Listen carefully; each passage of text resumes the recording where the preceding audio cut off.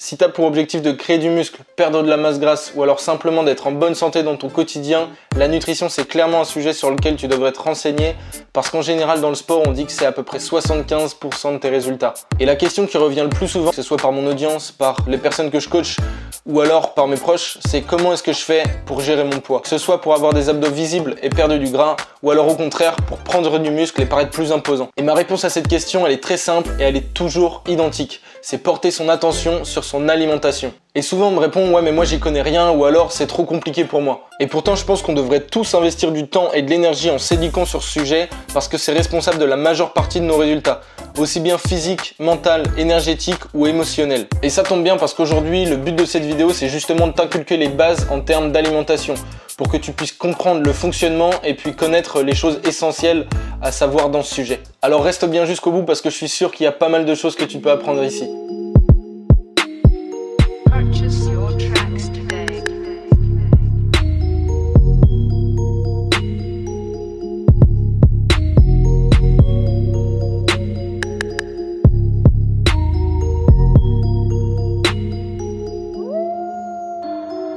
Ok, on va donc commencer par la base. Le fait d'adopter une alimentation saine et équilibrée, ça a été prouvé de nombreuses fois comme ayant de réels effets positifs sur la santé. Par exemple, elle prévient de certaines maladies comme les cancers, le diabète et les maladies cardiovasculaires qui à elles seules sont responsables de la majorité des décès dans le monde. Elle joue également un rôle important dans la qualité de notre sommeil, notre humeur, notre énergie, nos fonctions cognitives et beaucoup d'autres. Donc si tu tiens à être en bonne santé, l'un des facteurs primordiaux réside dans la façon dont tu t'alimentes. Et si tu es sportif, elle représente le facteur le plus important en termes d'amélioration des performances, en termes de récupération et puis évidemment en termes d'évolution esthétique. Donc quand on a pour objectif de perdre du gras ou prendre du muscle, il y a une chose essentielle à comprendre et c'est vraiment super important de comprendre ça, c'est que le corps fonctionne exactement comme une balance. Chaque jour, ce que tu consommes représente un total calorique nécessaire au bon fonctionnement de ton corps. Imaginons que tu aies besoin de 2000 calories par jour pour être en maintenance calorique, donc le fait de ne pas perdre ni prendre du poids. Si tu en consommes 2500 alors que tu n'en as besoin que de 2000, tu prendras du gras et du muscle si tu t'entraînes correctement. C'est ce qu'on appelle un surplus calorique. A l'inverse, si tu consommes que 1500 calories alors que tu en as besoin de 2000, ton corps puisera dans les réserves pour continuer de fonctionner normalement. Dans ce cas, tu perdras du gras ainsi que du muscle. C'est ce qu'on appelle un déficit calorique. Si tu comprends cette règle de balance, de plus et de moins, alors c'est loin d'être compliqué. Il va ensuite falloir que tu détermines quelque chose de très important. Le nombre de calories totales que ton corps a besoin par jour pour fonctionner correctement. Et on appelle ça le métabolisme de base. Il faut savoir que pendant une journée, même au repos, sans rien faire et allongé sur un lit, ton corps va avoir besoin d'énergie pour fonctionner et pour assurer ses fonctions vitales comme le fonctionnement du cœur, la respiration, la digestion et beaucoup d'autres. Et le métabolisme de base, c'est exactement ça. C'est la dépense constante d'énergie que ton corps a besoin pour fonctionner. Et cette étape, elle est super importante dans le but d'une évolution physique. Ça va t'aider à atteindre tes objectifs bien plus rapidement que si tu le faisais pas, alors j'insiste vraiment là-dessus. Et il se calcule à l'aide de 4 facteurs principaux. Le poids, l'âge, la taille et le sexe. Et à ce chiffre, il faut ajouter un dernier paramètre pour savoir combien de calories ton corps dépense par jour, c'est ton activité physique. Plus ton mode de vie sera actif et forcément plus tu brûleras de calories. Je te mettrai un lien dans la description pour que tu puisses calculer très facilement ton métabolisme. Ok, on passe à l'étape suivante et elle va certainement pas plaire à tout le monde, mais pour moi c'est juste la plus importante. C'est traquer ses calories. Je te recommande vraiment de compter tes calories. T'achètes une balance électronique, tu installes une appli comme MyFitnessPal ou Chronometer et ensuite tu pèses tout ce que tu manges, puis tu rentres les données dans l'appli. Pendant des années, je pensais que c'était inutile et que c'était juste une perte de temps de compter ses calories. Mais en vrai, j'avais tellement tort. En termes de progression physique et de connaissances nutritionnelles, c'est juste la meilleure chose que j'ai faite jusqu'à maintenant. Mieux que lire des livres, mieux que regarder des tonnes de vidéos sur le sujet, je t'assure. Et j'ai appris tellement de choses que ce serait vraiment débile de ma part de pas t'en parler. Alors même si ça plaît pas à tout le monde, moi je te conseille vraiment de compter tes calories. Et c'est pas quelque chose que t'as besoin de faire toute ta vie.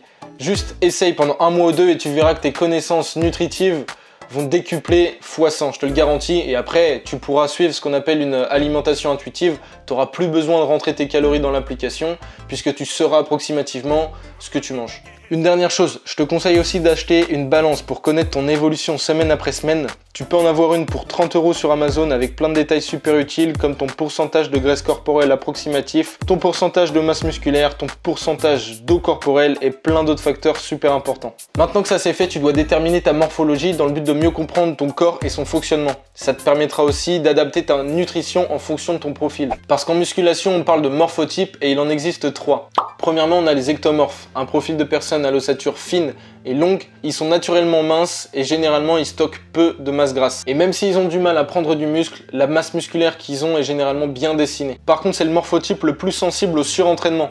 Alors il y a peu de chances que vous développiez le physique d'Arnold, mais par contre vous pouvez espérer avoir un physique athlétique et musclé. Ensuite on a les endomorphes, et eux c'est tout l'inverse du profil précédent. Ils ont généralement une ossature lourde et ont tendance à stocker du gras.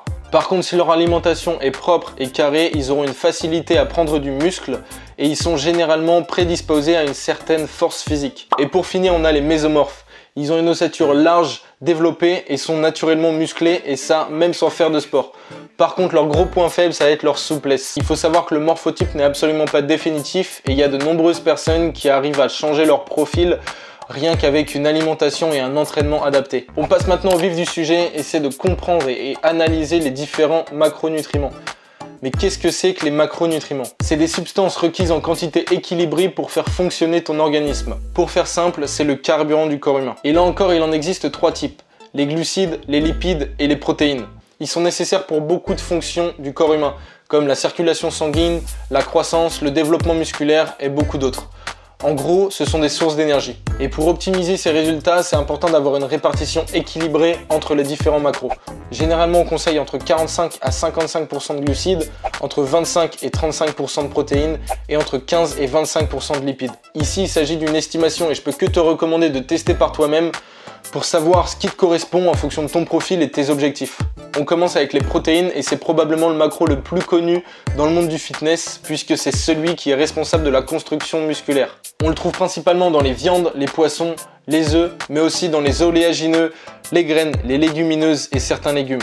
Pendant ton entraînement, tu provoques de micro-déchirures au niveau de la fibre musculaire et les protéines, elles interviennent dans le but de les reconstruire plus fortes et plus résistantes pour le prochain entraînement.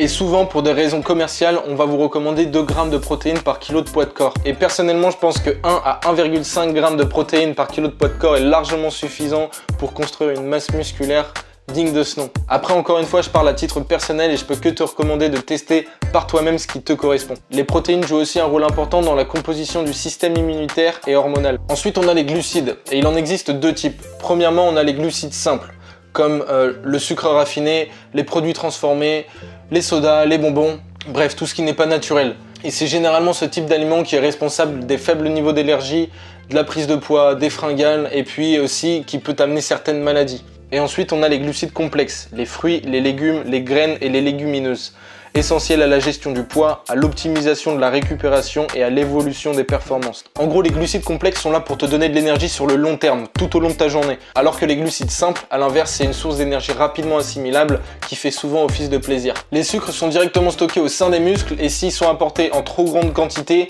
ils seront stockés sous forme de gras. Et pour finir, on a les lipides, ce sont les graisses et c'est la source d'énergie principale du corps humain. Et pendant longtemps, les lipides, ça a été considéré comme l'ennemi de notre alimentation, alors qu'au contraire, c'est essentiel dans le but de faire fonctionner notre cerveau correctement pour notre système hormonal et son équilibre et puis aussi pour tous les organes vitaux. Il existe différents types de lipides. Premièrement, il y a les graisses monoinsaturées comme l'huile d'olive et les avocats. Les graisses polyinsaturées comme les oléagineux, les poissons gras. Les graisses saturées comme l'huile de coco, les graisses animales, les produits laitiers. Voilà pour ce qui est des différents macros, j'espère que tu vois un petit peu plus clair et il y a une dernière chose à pas oublier, c'est l'hydratation. L'eau c'est notre constituant corporel primaire. La majeure partie de ton corps en est remplie et il est impliqué lui aussi dans de nombreuses fonctions du corps humain. Alors oublie pas de boire régulièrement et surtout les jours où tu t'entraînes. Et pour finir, on va discuter des différents types de régimes alimentaires. Il en existe des dizaines et des dizaines et c'est important que tu choisisses celui qui te correspond en fonction de tes objectifs, en fonction de ta personne parce que chacun d'entre eux va avoir des avantages et des inconvénients. Le régime végétarien, le régime végétalien, paléo, cétogène, sans gluten, sans cholestérol, faible en graisse, faible en sucre, faible en sel.